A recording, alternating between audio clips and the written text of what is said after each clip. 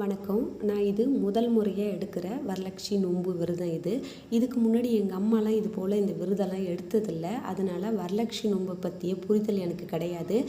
நாங்கள் வெளி மாநிலத்தில் இருக்கிறதால நாங்கள் இருக்க இடத்துல 2 மாநிலத்தோடைய ஆந்திரா, கர்நாடகா அந்த 2 மாநிலத்தில் உள்ள 2 ஃப்ரெண்டு இருக்காங்க. இந்த 2 ஃப்ரெண்டும் ஒவ்வொரு வருஷமும் இந்த வரலட்சுமி நோன்பை சிறப்பாக கொண்டாடுவாங்க. கொண்டாடும்போது அங்கே இருக்க சுமங்கலி பெண்கள்லாம் கூப்பிட்டு கொண்டாடுவாங்க. அப்போ நான் ஒவ்வொரு தடவையும் நான் பார்த்துருக்கேன். அந்த வரலட்சுமி நோன்பை பற்றிய விவரம்லாம் அவங்கள்ட்ட கேட்டு தெரிஞ்சுட்டு நம்ம ஏன் இந்த வரலட்சுமி நோன்பை செய்யக்கூடாது அப்படின்ட்டு தான் முதல் முறையாக இதை நான் ஸ்டார்ட் பண்ணேன். நம்ம பிள்ளைங்க இதை கண்டினியூ பண்ணுவாங்களான்னு தெரியாது. சரி நம்ம இருக்கிற வரைக்கும் செய்யும்னு சொல்லி தான் ஸ்டார்ட் பண்ணினேன். வியாழக்கிழமை அன்னைக்கே அம்பாவை வீட்டுக்குள்ளே அழைச்சாச்சு. இந்த வீடியோவை போடுறது வியூஸ்க்காக கிடையாது. சரி நான் முதல் முறையாக நம்ம விரதத்தை ஸ்டார்ட் பண்ணுறோம், சரி வீடியோ எடுக்கணும்னு சொல்லிட்டு தான் எடுத்தேன். இந்த விரதம் எடுக்கிறது சுலபமானது தான். ஆனால் இதில் முக்கியமானது என்னென்னா நம்ம ஒவ்வொரு வருஷமும் கண்டிப்பாக இதை கடைபிடிக்கணும்.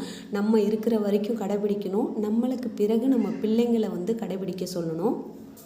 வெள்ளிக்கிழமை அன்னைக்கு காலையில் ஒரு முறை, மதியம் ஒரு முறை அம்பாளுக்கு நெய்வேத்தியம் வச்சு படைச்சாச்சு.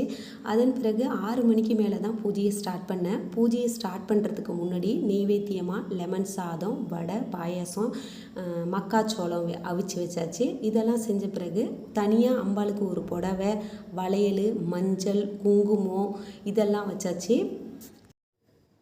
நல்ல நேரத்தில் பூஜையை ஸ்டார்ட் பண்ணி 1 மணி நேரம் கனகதரா சோஸ்திரம் சொல்லி விரதமும் முடிஞ்சது. சனிக்கிழமை அன்னைக்கு காலையில் மறுபடியும் அம்பாளுக்கு பூஜைக்கு தேவையான பூவெலாம் வச்சு நெய்வேத்தியம் வச்சு பூஜையும் முடிச்சாச்சு. இப்படி தான் என்னுடைய வரலட்சுமி விரதம் முடிஞ்சது. தேங்க்யூ ஃபார் வாட்சிங். நன்றி, வணக்கம்.